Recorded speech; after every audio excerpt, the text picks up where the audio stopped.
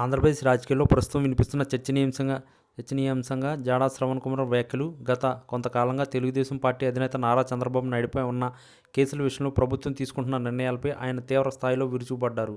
ముఖ్యంగా చంద్రబాబు నాయుడుపై గత ప్రభుత్వ హయాంలో మొదలైన స్కిల్ డెవలప్మెంట్, ఫైబర్ నెట్ వంటి కేసులు ప్రస్తుత ప్రభుత్వం క్లోజ్ చేసే దిశగా అడుగులు వేస్తుందన్న వార్తల నేపథ్యంలో జాడా శ్రవణ్ కుమార్ ఒక గంభీరమైన హెచ్చరికలు జారీ చేశారు. చట్టం తన పని తాను చేసుకుపోవాలని, కానీ రాజకీయ అవసరాల కోసం కేసులు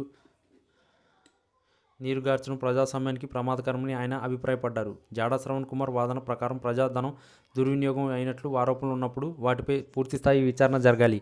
అలా కాకుండా కేవలం అధికారంలోకి వచ్చాయన్న కారణంతో తనపై ఉన్న కేసులను కొట్టివేసుకోవడం సరైన పద్ధతి కాదని ఆయన హెచ్చరిస్తున్నారు.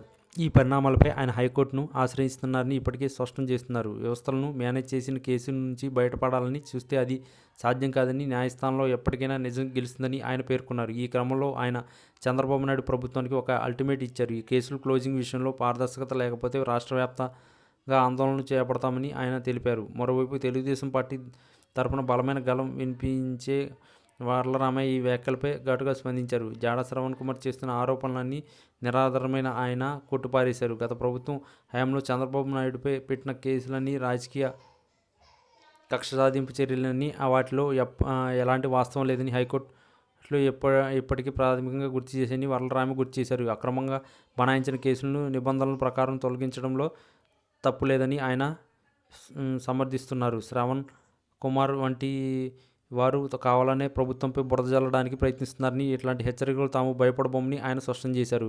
ఈ వాదం ప్రస్తుతం ఏపీ రాజకీయాల్లో కొత్త సెగలు రేపుతుంది. ఒక పక్క ప్రభుత్వం తమపై ఉన్న కేసులను ఒక్కొక్కటిగా పరిష్కరించుకోవాలని చూస్తుంటే, మరోపక్క ప్రతిపక్షం మరియు జాడా శ్రవణ్ కుమార్ వంటి న్యాయ నిపుణులు దీన్ని అడ్డుకోవాలని ప్రయత్నిస్తున్నారు. ముఖ్యంగా నారా లోకేష్ రెడ్ బుక్ అంశాన్ని కూడా ప్రస్తావిస్తూ జాడా శ్రవణ్ కుమార్ సంచలన వ్యాఖ్యలు చేశారు. కక్ష సాధింపులకు పాల్పడకూడదని చెబుతూనే మరోవైపు కేసుల్లో క్లోజ్ చేయడం ద్వంద్వ ప్రమాణాలకు నిదర్శనమని ఆయన విమర్శించారు. చంద్రబాబు నాయుడు ప్రభుత్వం ఈ విమర్శలను ఎలా ఎదుర్కొంటుందో మరియు న్యాయస్థానాల్లో ఈ కేసు ప్రాబిత్వం ఎలా ఉంటుందో వేచి చూడాలి. ఈ వ్యవహారం రానున్న రోజుల్లో మరిన్ని రాజకీయ మలుపులకు వేదికయ్యే అవకాశం ఉంది.